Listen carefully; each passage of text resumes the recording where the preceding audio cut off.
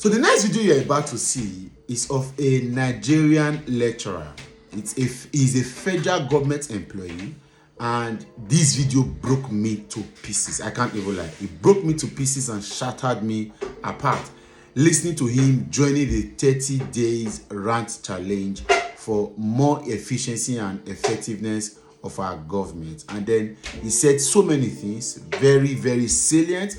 And I like how he was clean and pure in his content. But this is something that every Nigerian should take serious, because even the people that we thought are elitist, the people that we thought are benefiting, the people that we thought are even okay, they are not okay. It's just everybody packaging. And I sensed this the last time I visited, to knowing that there is so much of challenge in the system. But I'm happy that people are now being able to speak out, even in the ways that the areas you thought people will not speak out. And watch this video, and then we'll come back and talk about it. I work for the government, the federal government precisely. I'm actually a lecturer in the Federal University, so I'm a federal government employee. And just to lend my voice to this 30 days rant challenge, I just want to paint a picture for us to see.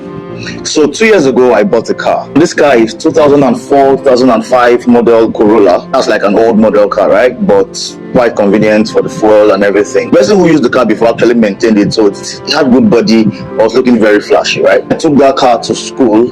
It triggered a whole lot of things, particularly about how I was able to source money to buy that car. Put in mind, this is a 2004, 2005, thereabout Toyota Corolla. I'm sure you all know that vehicle. Senior colleagues began to wonder how I was able to raise money to buy that car. Do you remember that I'm a lecturer at the rank of lecturer 2 in the Federal University? There were talks here and there, and then there was this responsibility given to me as a project coordinator. People began to think that based off of that, I had been able to collect money from students to be able to purchase that vehicle. The thinking was that you are still a young boy, a young lecturer in a federal institution.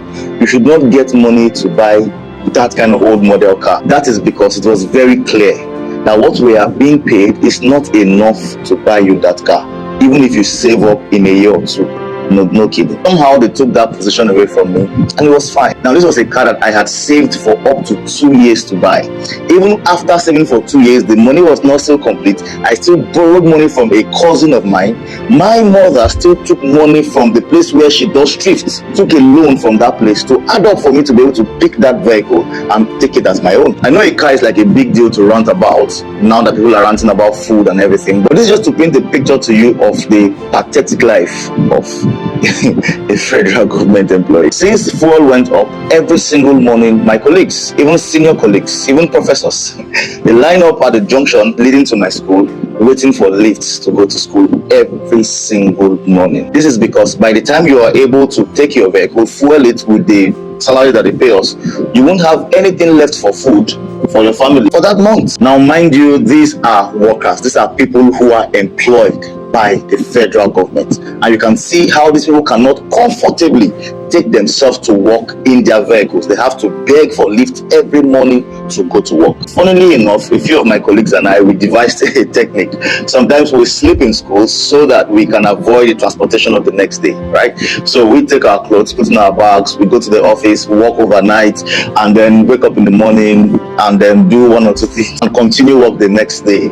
At least you'll be able to save that transportation, do you understand? Just so that you can survive. I and a colleague of mine were talking, and we're complaining about the state of things about 2 days ago. And we asked ourselves, what if we didn't even have this job? What about those who don't even have anything to do? At least we are employed by the federal government. A professor in a federal institution in Nigeria does not earn up to $400. Meanwhile, people in politics who just have secondary school certificates are earning in millions. The professor has given all his life to study, go to conferences, write papers here and there, which are very expensive to write. So in 2020, lecturers decided to go on strike to complain about the poor salaries that they earn, and then the federal government withheld their salaries for 8 months. 8 months of torture. They're not being paid well, and these salaries were withheld for 8 months. After much back and forth and much fighting and everything, they said they increased the minimum wage to 77,000 or something, and they accompanied that with a drastic increase in tax rates. A grade 14 lecturer does not earn up to $150 per month. Lecturing job had always been my dream job. I had always wanted to be a lecturer, but that job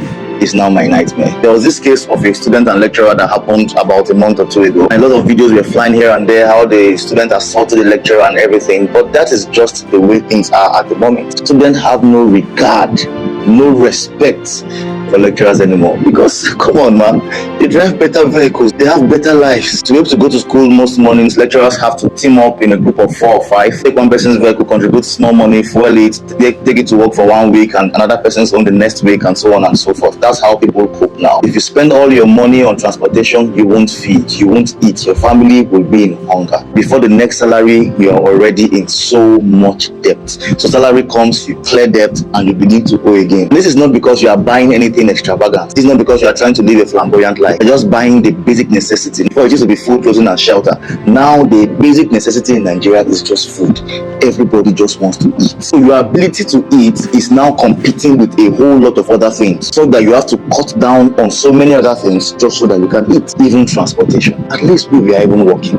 At least we even see something to be doing. How about those who don't even have any job? About those who are unsure about where the next 500 naira will come from? How do they survive? How do they do it? Who say yes, Nigerians adapt. Anyhow it is, we'll adapt and everything. But won't you only adapt when you have something to adapt with? In Nigeria today, 80% are poor.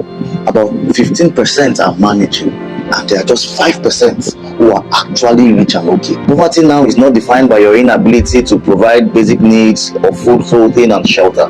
It is simply the inability to be able to eat. It's simply the inability now to be able to provide food for yourself and your family. Nigerians just want to eat and survive at this point in time. People have already concluded.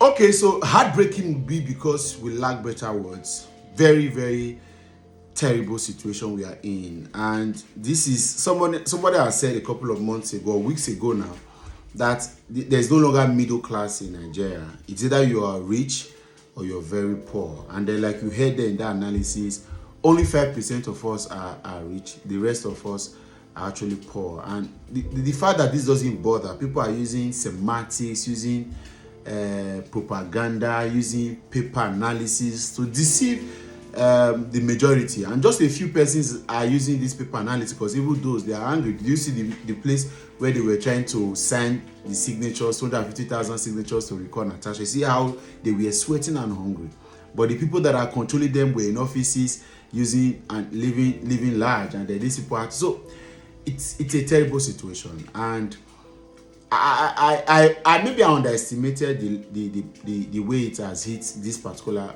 person. Of course, I know that the Nigerian teaching space is already a poor state at the moment. These guys still, even with the increment in the minimum wage, these guys are still living less than they were before 2015, because everything has gone up and government is not paying huge attention to fixing all of this. And